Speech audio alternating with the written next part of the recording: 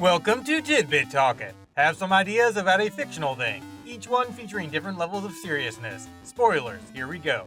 Apparently, when one approaches it from the wrong side, these flags get raised by direct grabbing action rather than bully hoopla.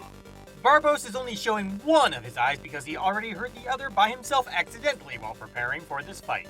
Bleak's much more stiff this time around because he was built upon a base of a spare log from that cabin's construction. In other words, he permanently has a literal stick up his butt. Oddly enough, it's also his spine. This Arc's much smaller because it's a clone created by Baron K. Rulenstein's incomplete genetic manipulation methods.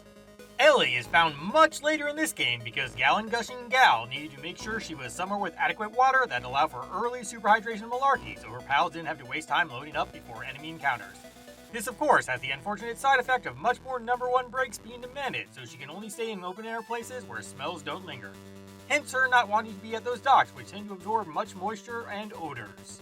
Chaos is smaller because Duke of Disguises didn't need to fit Diddy and DK in it. Plus, this reduction is at least doubly effective because he also didn't need to worry about installing speakers for voice taunting whatnot. It was simply cheaper to make taser gloves rather than build an entirely new, trap-filled lab.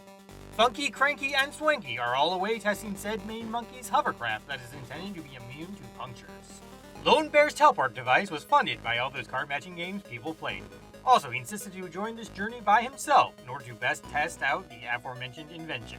K. Rool became interested in time trials because he's trying to train his Kremlin crew to be fast enough to capture around half a dozen Kongs in a short period. Endings are a pain, but all of you are fantastic. See ya.